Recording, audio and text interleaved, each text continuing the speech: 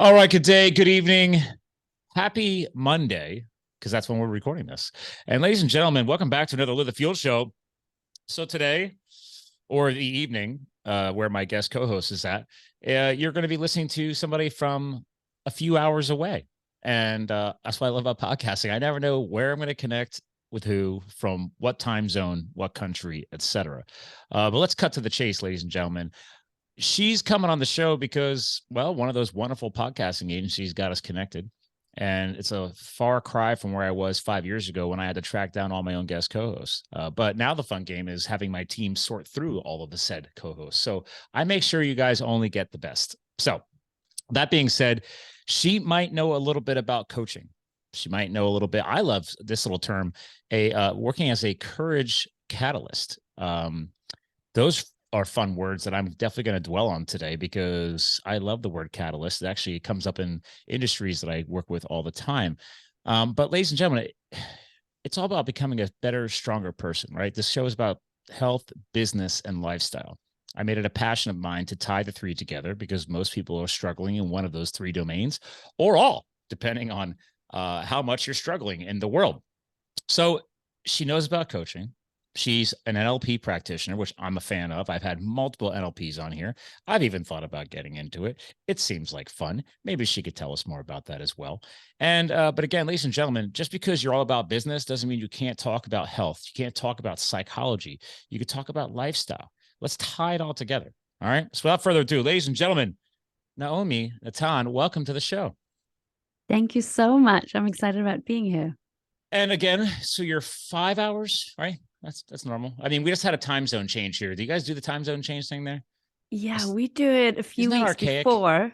It is, and it's a mess. There's like 3 weeks where it's a total mess with North America, Europe connection, and I don't Oh, know, I let's keep pause getting on that. appointments What wrong. makes it a mess for you? Let's stop talking about me. Let's talk about you. What makes it a mess over there? Because I gotta know. Well, it's a mess no matter what side, because in 2014, we'd moved to St. Louis for a year, St. Louis, Missouri. And when I was I'm there sorry. for 3 me No too. offense to the Missourians. So We met some very lovely people, but it's quite a contrast now living in Oxford, I have to say. Very different places. So when I was living there for those 3 weeks, all the appointments were wrong. Like I was, I think, an hour late or an hour early, I can't remember. And the same happened recently. So a few weeks ago, I sent a North American client of mine an appointment, and he's like, "Well, you sent the wrong time." I was like, "No, I sent the right time." He's like, "It is wrong." And I was like, "What's up?" And then I was like, "Oh, that that's thing that frustrating. they said they were going to stop with the time change thing, and now it's still going on, and it's not synchronized globally. Like, what?" I would love to see that in our lifetime, only because thanks to modern science, engineering, I mean, everything. I said before we hit record today that I grew up on a farm. I didn't get it back then. Okay, they're all about like, oh, you got to maximize the amount of daytime hours for the growth of crops, yada yada yada.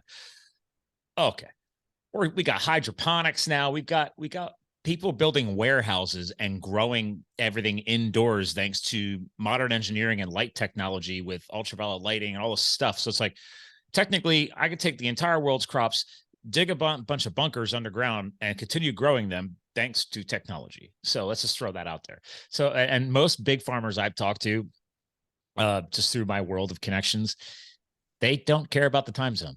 It's like, okay, or the whole time change thing, daylight savings time, this, that, and the other. So that's why I brought it up, because as you and I are recording, we just went through one of those. And you are right. It is frustrating because I was just promoting technology, but technology can also fail us because, oh, okay, Google Calendar's got it. It's just going to automatically sync and change and everything else. And that's like, no, it doesn't do that.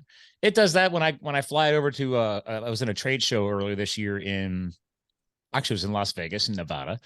And the fun thing about that area of the country here in the USA is I used to live in Arizona when I was a firefighter years ago. And Arizona, some parts of Arizona does the time change thing and some don't. So even though I'm in the state, depending on where I'm in the state, they could have done the time change. It's just silly. Let's Very retire it. confusing. Let's just throw that out there. So if anybody's listening to this right now, you're on our bandwagon, feel free to tweet me or tag or DM me, because I think we gotta get another one of those petitions going or something like that. But obviously that is not what you care about. That's not how you impact people. And I just thought that was fun to start the show up with. So let's dive into something I just said in your intro. Besides being a, very experienced leadership coach, I love right in the beginning of your bio and your background, the courage catalyst. Okay. Let's go with that. I like it. What made you toss those words together? Well, I didn't realize this for years and years and years. And actually, I think the first time I really owned it and realized it was when a fellow coach of mine, who I respect dearly, he's now a dear friend of mine. At one stage, he was my supervisor. Then I did a few sessions where he was more the client, and we've been co-facilitating and worked alongside each other. And he at one stage said to me, I remember him phoning me, and he says, you know what I'm doing? I'm out here on the street, I think it's called canvassing, like alongside political candidates in London, knocking doors, trying to get votes for these candidates. Oh, and they do that here. My whole body is full of fear, but you have a lot to do with me doing it anyway and finding the courage to do this. And I was like, I do? He was like, yes, you do. And I do remember then several conversations, because I tend to, whenever I meet someone or coach someone who I think you have great values, you have something to say, you have integrity, I tend to go, hey, why don't you go into politics? Because I think that every country I'm in, there would be great to have some different kinds of politicians. And particularly when people have great values, I was like, hey, why don't you go into politics? And so in every way I can, sort of, I try to sneak it in. It's like a little hidden, not so secret agenda that I put in whenever I feel it's relevant. And him reflecting that back to me, that was the first time I really realized that, yeah, whenever I'm sitting with someone, not just the politics piece, I'm always looking to see what else is possible for that person and seeing the strength in them and inviting and pushing buttons that might make them move beyond their ego. Because anyway, if the ego led, they probably wouldn't want to be coached by me, because we're not going to jam. But to see that there is something that's bigger, that's worthwhile. And I didn't own it until that moment, because I was like, well, I'm not one of those people that want to jump out of a plane, or I don't have that kind of courage. I couldn't, I do love doing I've that. never, well, yeah, I don't have the firefighter temptation in me. That's not the kind of courage I have, but I've quit jobs twice. That is very courageous. That is not easy. Not easy.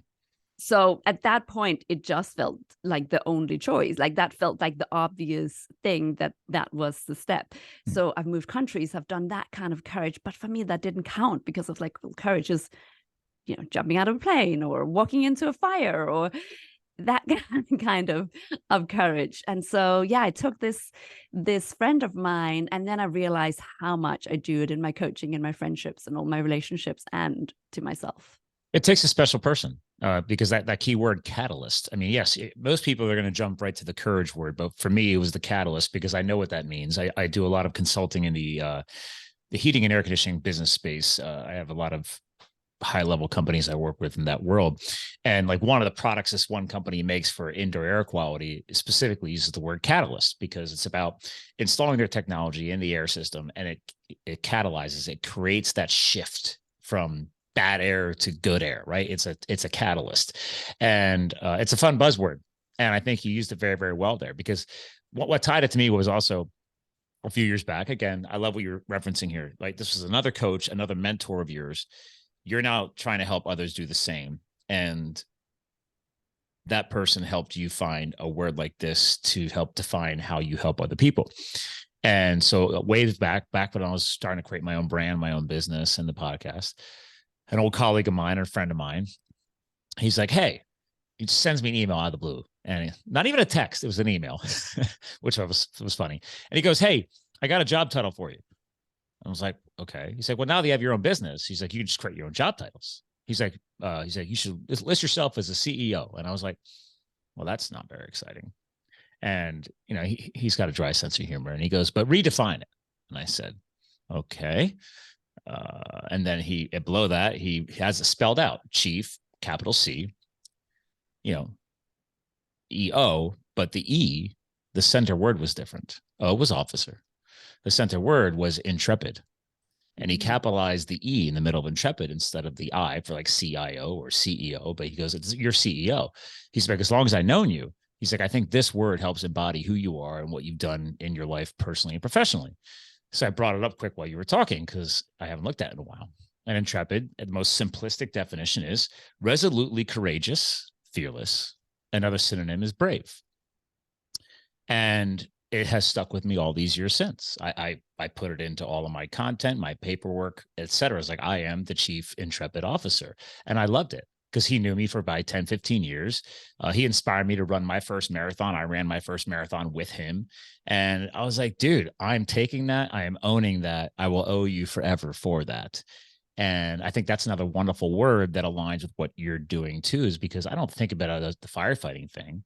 I think about what you just kind of hinted at is every single person, I think, has that piece of being able to catalyze something or, create that catalyst effect. Or to your point, courage is defined in many, many ways. You don't have to be a former firefighter. You don't have to be a skydiver. Like you just said, picking up and moving. I mean, I minored in psychology when I put myself through school. And so many people underestimate the psychological impacts of decisions in their lives. And I think you're definitely honing a lot of that for a lot of people, helping them realize like, oh, that is something that I naturally do and I never did realize before. And that's courageous. Huh. So, I mean, is that something that for you, I don't know, it helps you love what you do? Because I know if I find somebody who's not just a coach, but they create that shift, right? They say that one little thing where it's like, it's always been there and around me, but all of a sudden you help pull that out and put it right in front of my face. And I was like, oh, I never thought about that before. Yeah. I mean, I think I think it's in Brené Brown's Vulnerability TED Talk. She talks about courage and that it's about being wholehearted. And for me, it's like my whole heart is in the coaching. I do not take it for granted 15 years later when people show up, and whether they paid or their organization paid, they are giving me a part of themselves, often a part of themselves they didn't plan to give. And they end up, going to places that maybe they haven't verbalized before, or not allowed, or not in this way. And I never, ever take that for granted. And I do not think, first of all, you can do a great job at coaching, but actually at anything, when your whole heart isn't in it, when we only get a snippet of you. And it takes courage. I think, Brené Brown's vulnerability hangover is such an important concept of when you put yourself fully in there and when you speak passionately, whether that is in a meeting, in the boardroom, or whether it's on a podcast, or for that matter to your spouse, whenever you do that really from a place, and when it comes from that place, we often don't know what we're saying because it's coming. Like I heard you say, like that your wife says, when you're really in it, you speak fast. It just comes, right? And so we don't even know really what's coming. It's just, it just flows. Whoosh through. And that's afterwards vulnerable. It's like, what did I say? What did I say? Because we feel the rush of energy and we feel the color in our face. And until we can sort of go, it was okay. Whatever came through was okay. And it will be safe no matter what. No matter what the other people's reaction is, it was okay. But that piece, that I think takes so much of it. And I think back to, you were mentioning my NLP course, which is a long time ago and was one of the first sort of more professional accreditations I did. And I remember one of the people that studied, so we were doing the basic NLP course and there were people doing the advanced at the same time, the master practitioner. And one of the women that were the master practitioner said, well, I've been told I cannot be a life and leadership coach. So I'm going to drop the life thing and I'm just going to be a leadership coach. And it's bothered me ever since. I mean, from a marketing point of view, yeah, totally get it. And if someone comes to me and says, hey, I want to talk about my divorce or my crappy childhood, I'll send them to one of my therapist colleagues. But the truth is, when they come and they want to talk about how to get the next promotion, how to be a better leader, how to run their business better, we are going to talk about their crappy childhood and what happened, because it's like you're one human. And when people go, oh, well, let's just talk about one part of my life, it's like, no, we need the whole you. If you want to be the very best you can be, We need that whole piece. Why do you think that is? Why do it's funny you're hitting on that right now. I want to pause on that. Is we're always trying to separate these little components out, but to where you're going with this for me right here is that like, well, each of those components, yes, it's good to focus or understand each component of yourself, but again, it is all you, and they all have to. Kind of my whole point on health, business, and lifestyle, right? It's like, yeah, they're all separate domains, but they all get overlapped, integrated, and muddied all the time. So we have to be aware of all of them, embrace all of them, and learn to understand all of them together. So why do you feel that that's why you see that? Why do you see that in a lot of leaders? I think one of the problems is we talk about being professional. And being professional, there's one part of it we could define as, being dedicated to your work, being deliberate, giving it your best, showing up with dignity to whoever you're with, all of that. That's great. But the being facade. Professional, the being professional other pieces, like I'll put on my armor, I'll say the right thing, I'll do the right thing in the right way. I won't really show what I really feel and think because it probably isn't safe. I have to put on some masks and pretend and be someone I'm not really. The real me probably isn't welcome here. It's a sense that it isn't really safe and I have to be something I'm not. And I think because the world is full of things that can be intimidating and the work. I mean, those that worked were people that didn't have enough. Otherwise, you didn't work. I mean, that's historically the thing, right? Why did you work? Because you didn't own, so you had to work. And that's a vulnerable position. And now you got to protect yourself against those that are the owners, those that own, they mostly often owned you in some shape or another. And so we're constantly trying to protect all the parts of us. And so the more we put out there, the more there is to manage and keep track of, like, oh, did I share that? And now I talked about my wife, and what if that's going to be used against me? And now I talked about my kiddos, and now I talked about this, and now I talked about that. And that can be, so it's sometimes people feel it's easier, right? Yeah. It's like, it pops in mind right now. What you just hit on, it was like when people start lying or they think, right? They think maybe it's not a lie, but okay, I think I have to portray this to my bosses and my leaders if they're going to advance my career and keep me part of the team, right? Or I have to do these things that I think they need to see, when in reality, they didn't even ask for it, right? But then that becomes a lie, so to speak, right? And then to your point, you were just saying it gets harder and harder to manage all these things. Well, that's why I'm very anti-lie. That's one thing. I've only been married for a few years. My wife knows I will never lie because I have already enough stuff on my plate. I don't have time to worry about the distraction of a fib or a lie. I'll just tell you how it is. And she goes, well, that's definitely one thing I never have to worry about. So I was like, see, awesome husband. She's like, yeah, you just keep telling yourself that. But leaders, it's like, guys, like when you reach that leadership level, to what you're just saying, there's so much they're already juggling, so much they're already trying to succeed with. Why the facade? Because that sounds even more cumbersome, even more exhausting. Well, but it's also because not just do they tell themselves, many people are looking for advice of what it takes to succeed and told what it takes to succeed. And usually it's, you need to be more like Bob or more like Susan. And so then we're like, oh, I need to be more like that.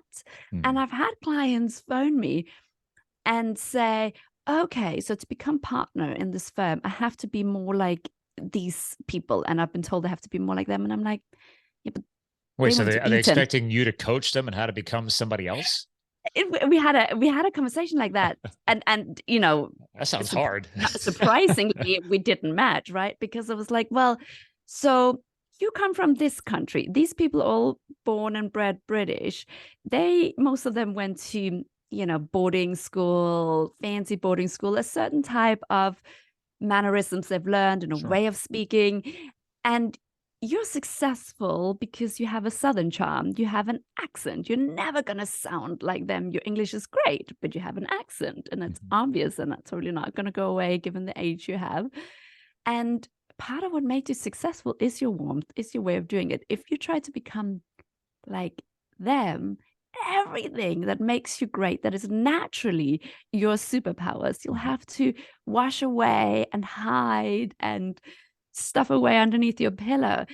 That sounds, first of all, like the saddest thing, but also you'll be an imitation. I mean, that's going to be exhausting. And you're not unique. You're losing. That's what I'm hearing right here is that, totally. That gentleman example would be somebody looking to lose.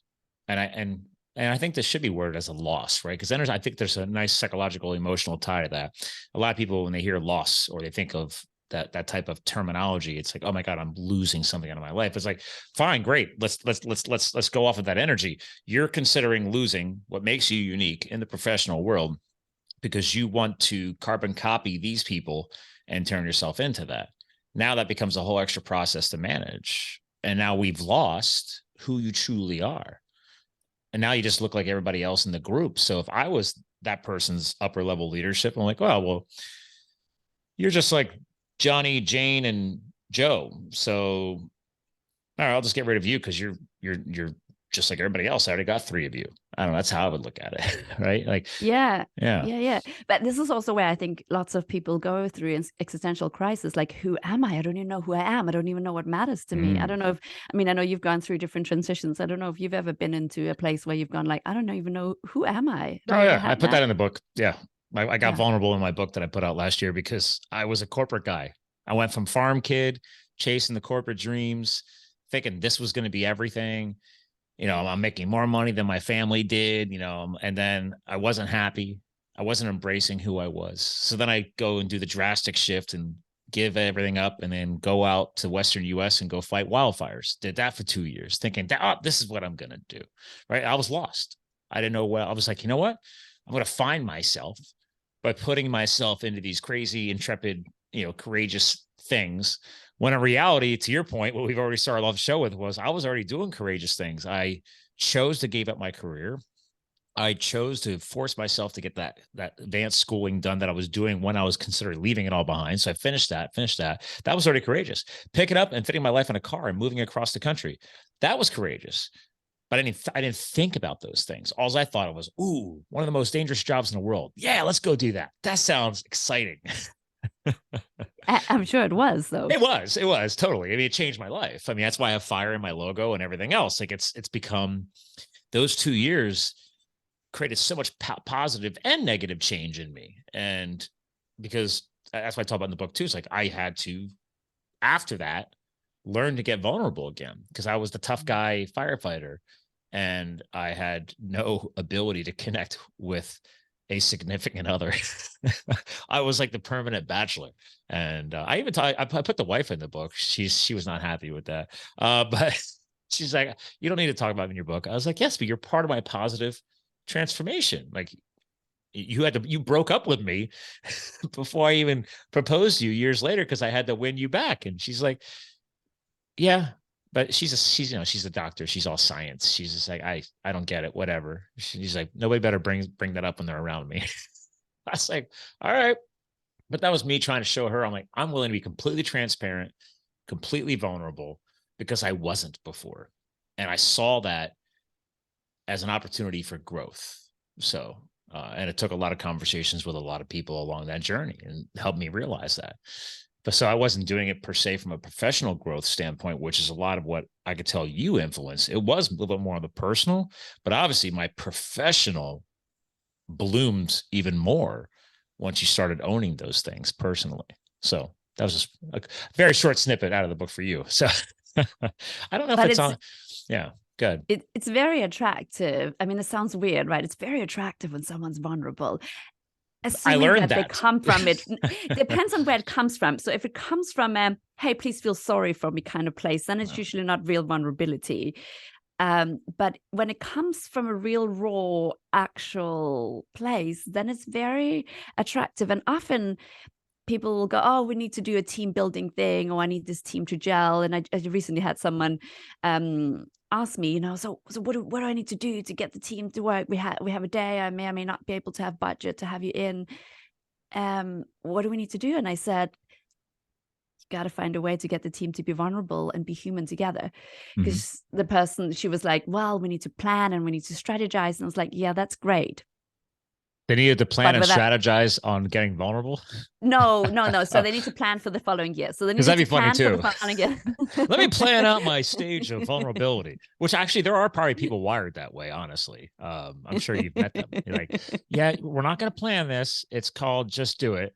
Um, Yeah, no, she's okay being vulnerable. So as a leader, she was totally fine with that. But she was like, okay, well, one of the things we need to do is plan the next year and how we're going to do it and how we're going to deliver it together. And I was like, yeah, but until you've been vulnerable together and until you start seeing each other as humans and not just as people who each have jobs that you kind of just got to get through, until we are there and in it together in some way and we've been human together, then the plans are just plans and it's just tasks that we show up and we do our part and that's it. And you won't get any of the actual magic that people want in terms of teams.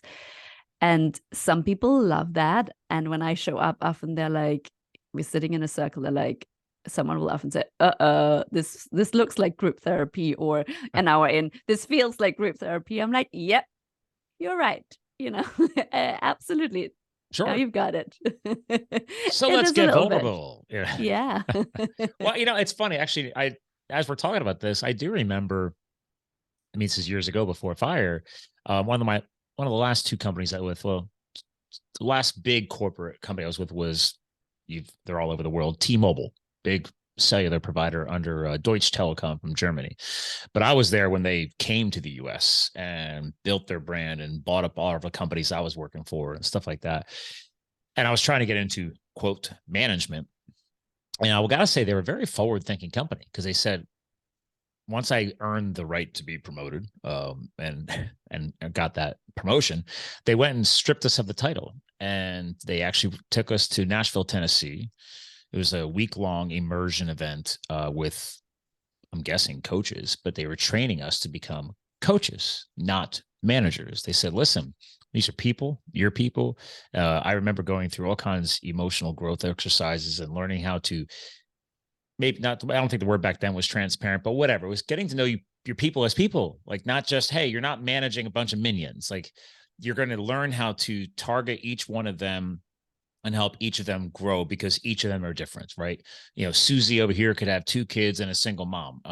Johnny over here could be in his 50s or 60s, and he's just here to answer phone calls. This was a call center style environment, but it was a massive shift for me. I was like, okay. I was chasing these high level management titles for years, and now I'm just a coach. But then throughout that process and the growth, I was like, oh, this is cool. This is different. And it was weird for my employees back then, my team, because my one colleague, I remember to this day, this is back in like 2005, 2006. They were like, this is a giant HR issue. I remember this quote to this day. It's a giant HR issue. You can't expect people to start talking about their personal lives at a meeting. And I was like, yeah, but everybody's got a different personal life. I was like, well, I'm going to do it. Like, that was the exercise. They told us to go back and do that. So I had a 30-person team. We all sat around. We did a potluck lunch, kept it. I was like, hey, everybody bring in your favorite food. And we're going to take an hour out of your schedule, and we're just going to hang out. And we went around the room and, like, tell me something unique outside of work. And, like, a lot of people were really uncomfortable. They did not want to share that. You probably see this all the time. People are like, I'm sorry, you want me to share my personal life with you? I was like, I don't know. I mean, just what you're willing to share, And like, I told them, when I was 4 years old, my dad told me that on a dairy farm, I walked backwards and fell butt first into a rubber bucket of scalding hot water that he used to sterilize the udders of cows. And everybody in the room just shut up and looked at me, because they never pictured me as a kid on a farm. They didn't know. And they're like, what? And some of these people are from the city. So I figured I'd give you a little backstory there, because you're like, I remember them. They were like, no, you did not. You grew up on a farm. I was like, yeah, manure, animals, dirt. Yeah. Not a lot of money, all of it. But it was such an eye-opening experience for them, because, like, I had to set that example. I had to get vulnerable first and give them the most ridiculous story that half those people never in a million years would have expected. So, It's very how do you powerful. get people to that point? How do you get people over that hurdle? I'm guessing it takes a lot more work with some versus other. Okay, so different things. One of the things, of course, is if they trust me, that's a good start. So working, depending on what the brief is and the budget and therefore what's available, have I had conversations with everyone else beforehand before we meet? That's easier because then I can feel where everyone is at. If I haven't had that, have I at least had a chance to get some questions answered where they're at, so I get a feel for how happy they are in the team or not, or what underlying dynamics. But then I go for role modeling it, and I go also for trusting that people will want to and that they will go to the level they're ready. And it's funny because we've been so stuck on Zoom for a long time that I forgot some of the things I used to do in the room. But when you were talking also about growing up on a farm, it reminded me of a leader. And I remember sitting in many rooms and I had people to draw, like, and I'm like, okay, draw a baby now and draw an elephant. And then afterwards, and then they're laughing and then they get to show their baby. And I'm like, oh, my baby is worse than yours. It's like, okay, now tell me a story, an anecdote from your childhood. And some people talk for a few minutes. Some people say one sentence, and that one sentence tells you so much about them. So they tell a story from their childhood. They get to choose. Some people have told stories that I can remember to this day and had my jaw drop and everyone just go, whoa. And then they get to draw elephants and they get to say, okay, so what's an elephant in the room? And so the fact that you're bringing it in with humor and bringing it in with lightness and it gets to be fun at the same time, it's sort of, in a way, I don't know if I sneak in the vulnerability, but it comes in a way that makes it possible. And the inner child has been out playing and going, oh, I can't draw. Oh, I figured out. By the way, the trick is to draw the elephant from the back. That's the easiest way to get out of that assignment. Interesting tip. I'm going to keep that in the back pocket. Start from the butt. Very useful to know. Okay. Start from the butt. Exactly. I didn't even know that, but I've seen a lot of people now draw elephants. But it's that piece of how can we not make it a big, scary thing? What's the way in? And then I often go first. And I don't go with a rehearsed story. I drop into something that is real and raw for me so that I role model it and so that people feel it. Because you can feel in a room when someone's being real and vulnerable. And then usually someone else is brave. And as soon as one person in the team has gone raw and vulnerable, then maybe not everyone, but pretty much everyone will go there. It's like, I would agree with that. Some move faster than others, and there's always going to be that one or two that just wait for the very, very last opportunity. And then they may still decline because they're very uncomfortable, right? They're not at that point, going full circle back to the beginning of the podcast, right? Is like that courage that they need is still not right there yet. They're not ready to jump to make the leap. Or they're afraid to get vulnerable. They're afraid to get real. And it's kind of shocking, only because I've done it so much now. I'm like, oh, okay, I don't care anymore. But I mean, I had to think back years ago, I was a shy guy, and my wife doesn't believe that. She's like, you're almost too outgoing. And I said, thank you. I take that as a compliment. She's like, it wasn't meant to be a compliment. I was like, I'm just saying, my childhood, I was a shy kid, and then finding a way to get myself out there and more vulnerable. So I just was lucky enough to do that earlier versus later in life. So, but it still has had to grow and mature throughout life. So how do you help leaders understand that when they're already, let's say 40, 50 years of age, they're in their career, neck deep, and they think that they've already grown as much as they're going to grow. Right. I mean, and maybe they thought they were already vulnerable, but let's say in your eyes, they're not yet, right? They haven't really gotten that full courageous, shift of transparency. How do you wake those ones up? Well, they got to have an incentive for it in the first place. Otherwise, we probably will never have the conversation. So usually it's because they want something more. Maybe they are really successful, but they are feeling like, okay, there's more, or, not all areas of myself is how they could be. There's another level. So it's that piece, but it's also, we look at their patterns. For me, I'm curious about patterns. So I'm a trained family constellator, which means I look Constellator as in constellations? Yeah, family constellations. I don't know if you've ever heard of that. No, I've not. I love new buzzwords.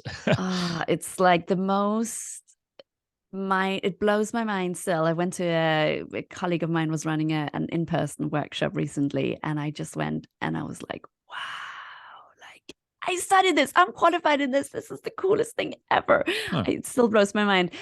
What it really is, first of all, I mean, there's so many layers to this, but one of the things that is I wouldn't sit and just look at you and coach you. When I think of you, I think of, okay, well, the system you're born into. So there's your family system, there is farming community, there is the part of the US you come from, maybe other roots, there is so for example, if I was coaching you while you were at T-Mobile, I'll be curious about the organization and the organizational system. So there's all these layers of systems. Mm-hmm.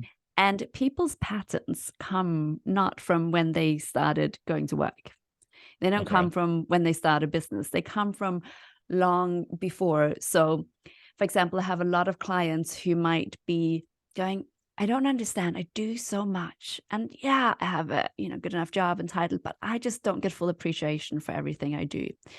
And then when I ask them about their life, usually, not always, but very often, they then have a pattern of, from a very young age, taking on more responsibility than was age appropriate. Like they didn't do it because they wanted more responsibility. They usually did it because they're forced into it, or both of their parents weren't, showing up in the way that we needed the adults to do. And so they get used to, from a young age, to take on more responsibility. And in that sense, they have great leadership qualities. But that imprint is so deep in them that they end up also very often, as they get older, taking on a mandate and taking on responsibility that's not officially theirs, but they just step in wherever there's a vacuum. These kind of people, they just step in and they just get on with doing. Oh, I'm totally guilty of that. I was like, I'm trying not to smile. I'm like, yeah, been there, done that many times to a fault. Exactly. Right. Nowadays I catch myself because I've also realized that if you're constantly stepping in, and please correct me on this, if you're constantly stepping in to fill the void, the possible people or friends that are in that conversation at that time I'm not allowing them to fully, I guess, embrace that void, right? And figure their own way out of it. I'm just trying to be the fixer. And it's like, oh, bite your lip, bite your tongue, bite your lip. Like, let's see how it unfolds. Let's see if they can figure it out on their own. Does that make sense? Yeah. Well, I wonder, have you had the experience and afterwards, do you get appreciated or do you not really get appreciated actually for stepping into that? I don't care. And nowadays I don't care. But earlier on, I'm just like, I was like, all right, am I trying to be the hero? Is that what it is? Like, is there a hero complex here coming out of this? And because unfortunately, thanks to studying psychology, I love doing the whole self-analysis stuff and digging back in and like, what does that really mean to that? And like a lot of that happened during the book, actually. But yeah, I think early on it was like, I liked knowing that I was helping people. And it was actually, it's interesting because I ended up starting a charity when I wrote the book. And I realized I love giving back so much that I wanted to make sure at least the book was guaranteed to benefit something that I had control over versus just throwing out donations randomly. So I'm like, I'll just start my own foundation, and never planned on doing that. But that way I can also create a platform that if other people choose to support it, now I'm giving them that ability to give back or do something good. Because I'm always trying to get people to do more nonprofit or charitable work in their lives. I think it creates wonderful balance for people. So I've realized, okay, I can't save everyone. I can't fix everything. But if I can build platforms or, environments where people can do what I was trying to do, I think that's better. That's beautiful. Okay, wonderful. I'm doing something right. I don't know. I think that's it's great. Still new. Well, I think that's great that it's a vehicle. So yes, vehicle. Just to finish the loop beforehand, what often happens when you step in and it wasn't really your mandate. If people ask for help, it's different. But when you step into the vacuum, and so in organization, often you end up not being appreciated at all. Why? Because if they had to thank you for it, they have to acknowledge that maybe they didn't do the job that they were supposed to do. The adults that were supposed to do the job, the people who were supposed to do the job didn't do it. And you have to acknowledge that, hey, we didn't do our job. So you stepped into the vacuum. And again, sometimes, not always, but with friends, if they don't ask for help, sometimes if you're better knowing or if you step in and fix it, again, I would have to say, hey, I wasn't fully capable and you did that for me. If I ask you for help, it has a different energy. But when we step into the vacuum and the invitation wasn't there, often we're like, hey, I helped. Oh, I went above and beyond. Like when I really didn't have to. Where's the thanks? So I think it's beautiful that you're putting something else out there. So you kind of, it doesn't have to be about you. Like it's about doing good, but it's not like that was part of the growth. I could thank serving as a hotshot. I mean, these were the elites of the wildland firefighting world. And, I don't know if they call them that down in Australia or Germany and other countries, but I know here you're either a smoke jumper or you're a hotshot in the wild lands of firefighting. And the one thing they taught me was humble. They said, listen, yeah, you're on a really badass crew and you're here to beat the crap out of that mountain fire. And yeah, you're doing this 16 hours a day. You're not sleeping for 2 weeks. It's crappy lifestyle. But we don't go walking into town and praise what we did. You keep your mouth shut. You're just like anybody else. Right. And it was a very interesting, I guess, reawakening for me, because I was considered the old guy on the crew. I was 30s and I'm coming off of a corporate career, paid my way through school to go back to school on nights and weekends, did all this stuff. And when they hired me, they're like, we don't care what you did, where you come from, or what your pedigree is. All we care about is put your head down. Here's a tool and dig in the dirt. So they definitely checked you right away. And they said throughout the career, they said, you're not here to sing your own praise. All we care about is hard work. He's like, the people that benefit, the towns, the cities, et cetera. He's like, let them figure out what they want to say and do, but you're not here to toot your own horn and not here to talk about it. So it was a very interesting reawakening. And then I realized I would catch myself to this day that we're talking about right now, because I think the firefighter is still in me, but now I like to use it as a tool to help people if they hire me, right? To your point, if they hire me to put their said fires out, we will figure that out from a sales perspective, a marketing perspective, et cetera. And I use that in some of my branding. But to your point, I should not be inviting myself in, say, you should hire me. I'll put that fire out for you tomorrow. I don't do that. It's like, no, okay, we'll have a conversation. And if you think that I could be your firefighter, cool. Maybe we can do some business together. So that was, I will say they definitely, what's a fun little music quote? Check yourself before you wreck yourself. Yeah, they definitely taught me to, like, okay, slow your roll, zip your lip, just put in some hard work. And by the way, don't try and save everybody. If they want you to save them, they'll let you know. It's very eye-opening. It's so good, because also, as a coach and as a helper, we can get big egos and going, I helped, I made that happen. And I like in family constellation, there's a sentence that's stuck in my mind about what we're going for. And it is the smallest possible intervention to create movement again. So that is also the courage catalyst, right? It's like, I'm not here to fix you. You don't need fixing. But I'm here to remind you of who you are and maybe support some healing in some of the systemic layers where there's some stuckness and maybe you get to keep having an annoying boss, or you keep having people that you can't trust. It's like, why do you keep having people you can't trust? Probably something to do with your parents that you get to heal. And if we worked on that, it might get softer. Will it go away completely? Maybe not. But if you keep having annoying people around you that disappoint you, who's the common denominator? You. So we can look at that. But my job as a coach is not to fix the other person or fix a thing. People are very capable. I have no idea how to do any of the people's jobs who I coach. But it's like to support that little bit of movement to click things into place so that things can flow better.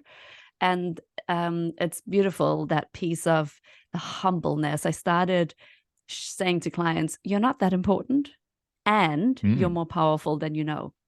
Because when I people like that. think You that they're check them important, first, and then you throw a little something back to the ego. Exactly. But you're valid here. I mean, I love where this show has gone. I mean, we're coming towards the end of our time slot, but I love, because right now, as soon as you said that, it brought me back to something you said earlier in the show, which is ego. And you can correct me if I'm wrong, but I feel like us guys are probably worse with the ego than you ladies. Or maybe you ladies are just much better at hiding it. I don't know. I know my wife has like zero ego. It's almost frustrating. That's why I love her. But yeah, I think that's a big issue for a lot of us, especially in the professional space. So yeah, ego gets in the way a lot. And if you can catch that sooner, that's a big win. I mean, if it's about you, it's a problem. And the thing is, other people's reactions to us is never really about us, right? Mm. It's not about us. It's about what they think we are and it's their thoughts about us. And I keep coming back to, the 4 agreements, the what's his name, Ruiz? I can't remember his full name. Anyway, the book for the 4 agreements, there's a Oh, sentence I've in read it. there, Yeah, something I'm like, blanking on it right now. I don't know yeah, why you're saying it. it's like even if someone shoots you, it isn't personal.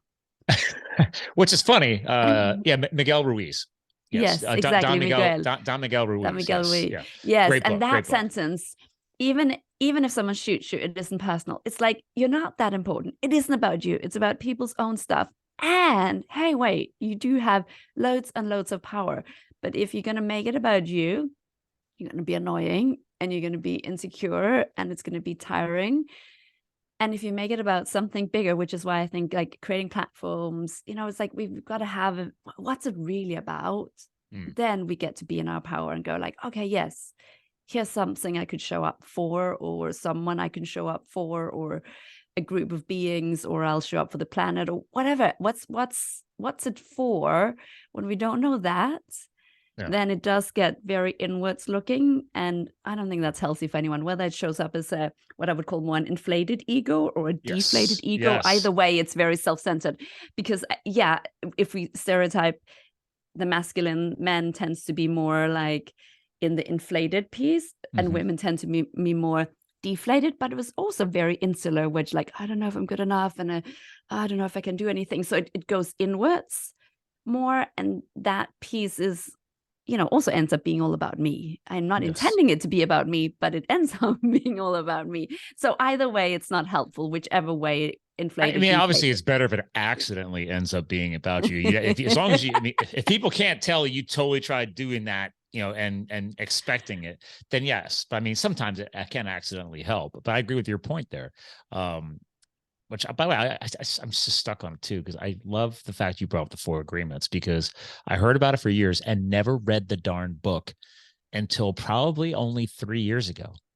And I can't believe it took me that long to finally get around to adding that into my library because I just looked it up while you were talking about it. Actually, I'll screen share while we're here because I was going to show your website too anyway, but while we bring the show to a close. But yeah, 4 agreements, practical guide to personal freedom. And I didn't realize it's in 46 different languages. I mean, Amazing. it's definitely been around the planet. 82,000 ratings. Look at that. Yeah, Wow. actually look at that, right? I mean, I wish I had that on my That's book. something. I mean, That's that something. again, this paperback came out in 1997. I was at the university by then. I was already out of high school. So I wish I had the awakening that I have today to find books like this back then. I mean, but you can't change your past. I don't dwell on the past. Which, by the way, I was going to say, screen sharing wise, I loved this from your site because you had mentioned constellations what was the other way you said it? You're the constellator. Yeah. So I am a Yeah. family constellator. It's family constellations, organizational constellations. It's really the interrelations between all the systems we're born into, the systems we show up in. Yeah. Yeah. I mean, that's why I was like, I started searching through your site because I'm a buzzword guy. Like I said, you had the courage catalyst. Now we're talking about the constellator, the constellations. I love it. And this was just positive feedback that Jackie Griffith had given you, the director of Changing Conversation. I mean, it's got to feel good. I mean, where you're at today. I mean, how long you been at this now? 15 years. 15. Is that Actually. all? Yeah. Okay.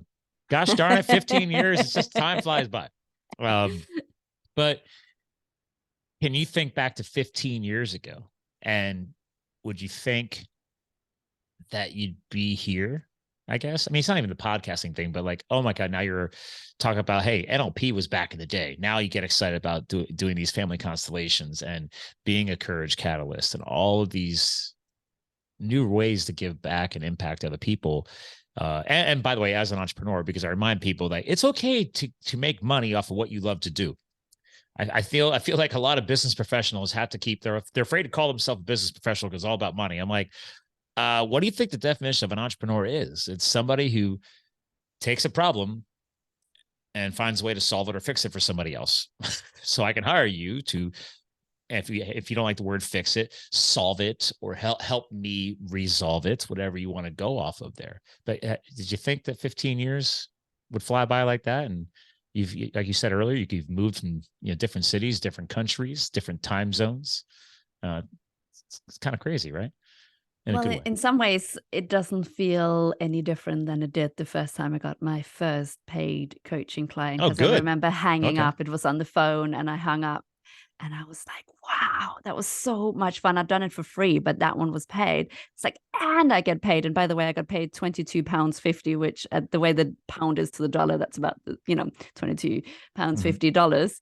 And so nothing. And, I had to figure out how to pay rent in London, which you do not pay for £22.50. No, not going to work there. Yeah, not even in 2007. One of the densest, most largest cities in the country, or in the world. It's like, exactly. But I was just over the moon. Like, I really felt like, wow, this is the most amazing thing in the world. And I still feel that 15 years later, it feels like such a massive privilege. And I hear many coaches going, oh, I'm burned out, I've done so much. I'm like, please don't ever take coaching away from me.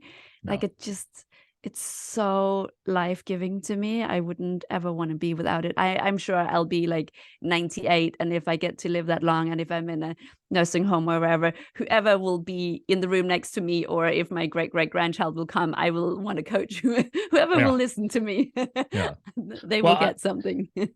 I love the fact that you're still loving what you're doing. It clearly comes across in the podcasting world, both audibly or video. People are going to watch us in the YouTube world too. But I will say, so again, ladies and gentlemen, I did a little screen share in the YouTube world, but obviously her site is her name, Noomi Natan.com, so NOOMINATAN.com. And I will say, just to help you bring the show to the close, because you're the co-host now, you do target primarily female leadership, correct? Like I always tell people, you have to niche yourself, or niche, whatever way you want to say it, niche people. You can't help everybody. So it'd be wonderful. We all can do that, but you have to find that niche that helps you really feel your power and creates the best benefits for you. So I obviously your website, align with your female inner power. So even though I'm not a female, I love the podcast today. I know if my wife was looking to grow as a leader in her practice, I could definitely see somebody like you helping her do that. Now, I will say, usually I like to have my guest co-host bring the show to a close, kind of like an all-encompassing thing. And you were just leaving behind a couple of really strong statements about how these 15 years has been. But if you had to sum the show up, if you had to sum you up right now, is there an all-encompassing message, or like a legacy, 15 years of doing this, there we go, a legacy message that you would want to leave behind for the audience, like from what you've learned to where you're going from here? Wow. I know legacy is a big word. We went, like, and we went over so many different topics. I know. I'll just trust what comes, which for me, maybe that is the message. Actually, trust what comes. I think get out of the way and just ask yourself, how could you show up and have a lot of fun, adding a lot of impact? For me, if it feels really hard and clunky and difficult and off, you're probably not at your best. You're probably not having the best impact and the biggest impact you could in the world. And I do think you're here, whatever impact means to you, I do think you're here to do the very most with whatever you were given in the bag of DNA and life experiences and etc. And so it's like, how could I have more fun, adding more impact today? I think if people ask themselves a question like that every day, really great things will happen. I like that. More fun, getting more out of each and every day. Actually, the earlier point that really stuck to me was getting out of our own way, ladies and gentlemen. So thank you for those final words. I think that was a wonderful legacy message. Ladies and gentlemen, take those words to heart, pause, hit rewind, and listen to them again. Those are some great final words for the show. Hang tight. I'll give you a proper goodbye off the air, Noomi. So, ladies and gentlemen, I already said it. Go to her site, check her out. Look into, if you're looking to grow, not even if you're not in a leadership position yet, I think we all are leading our lives. And a lot of what we discussed today, as I already had no problem telling you, ladies and gentlemen, is that I myself have gone through a lot of this, and this was mostly personal that obviously benefited my professional career. So take a lot of this away from today. This is a great episode. I actually go back and listen to all of my shows, and I definitely will be listening to this one because I had a lot of fun. So ladies and gentlemen, remember, we're here to fuel your health, your business, and your lifestyle. You too can live the fuel. Make sure you visit NoomiNatan.com, and we'll talk to you guys again soon. Thank you.